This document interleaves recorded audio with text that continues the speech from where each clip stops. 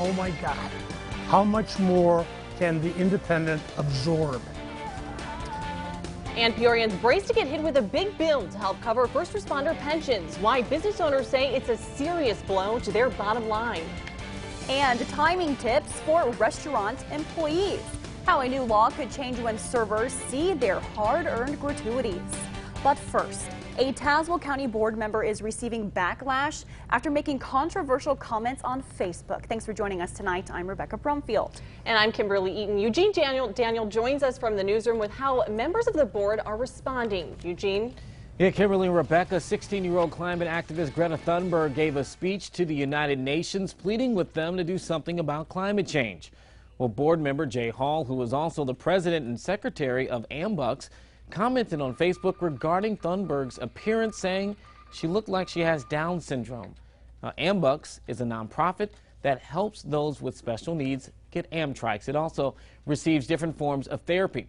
Now, Hall is also a member again of the Tazewell County Board, and tonight the county board will have its meeting. Dave Zimmerman, chairman of the board, tells us that Hall won't be at that meeting, but multiple people are coming to the meeting to bring this up in public comment. What Jay said was very disappointing and very inappropriate, and it's inconsistent with who Jay is. I know that during public comment section, the first part of the meeting, we'll have several people from the community coming to speak on that issue. Zimmerman also believes that multiple board members will ask him to talk with Jay Hall and see if he will release a public apology. Rebecca. All right, Eugene. Bloomington city officials are responding after the city's police department was called out during the Monday night's council meeting. Manash Kwangwari spoke with city leaders and joins us now with what they said. Manash. Rebecca, as we told you last night on Monday, Kirk Allen from the Edgar County Watchdogs told the Bloomington Council he has reason to believe a former Bloomington officer may have altered records when he was on the job. As a result, Allen is saying this particular officer was fired despite the BPD claiming he resigned. The state's attorney's office has not received an investigation for review, but Attorney Don Knapp told me there's a possibility the department and or the state police could be looking into the matter. Today, I sat down with city spokeswoman Nora Dukowitz, who tells me there is no current investigation. She did say, however, there was an investigation within the department, but it ended after the officer resigned.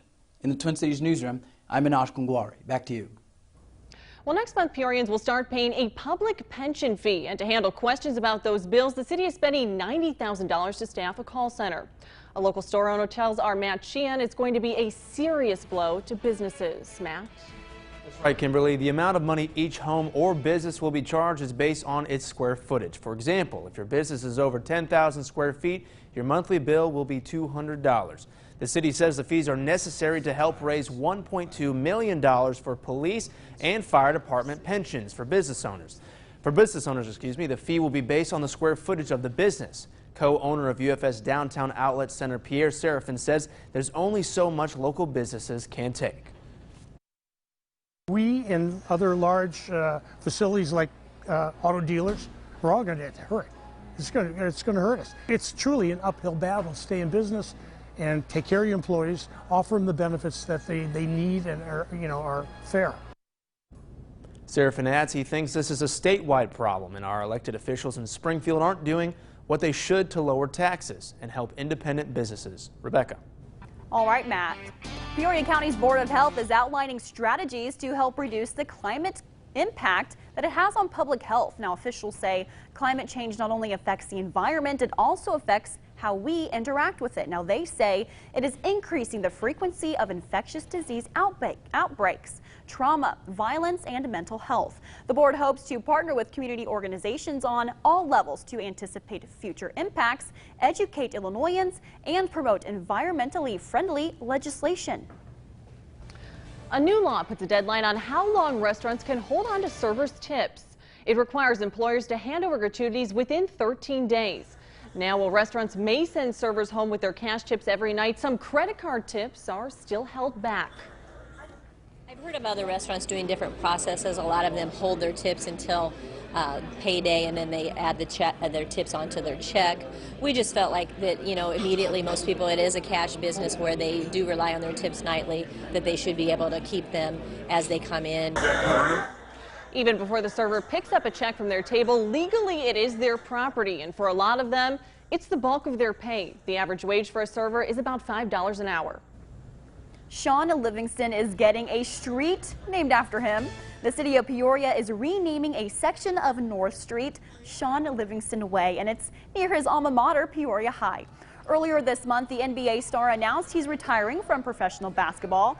Throughout his career, he's always come back to his hometown to help our community. The street sign will be installed in January.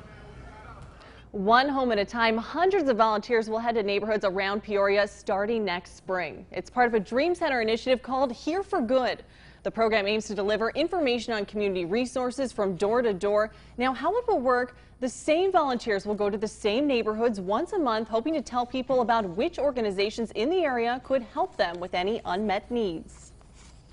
When they see the same group come back, that tells them that, okay, they're legitimate, their heart's in the right place, and the doors start to open. And coming up at 6, we'll show you how you can be a part of the new initiative. Coming up, dozens of veterans and their families are traveling the state asking for your help. How they're helping children achieve their dreams. It has been a pleasant day in central Illinois. Here's a nice looking time lapse as clouds were moving out of the Bloomington normal area. Looks like we're going to be in for more rain though before the end of the week. Your full forecast is next. You're watching WMBD News, Central Illinois Proud, with Kimberly Eaton, Rebecca Brumfield, and Chief Meteorologist Chris Yates with your local weather authority forecast. This is WMBD News at 5.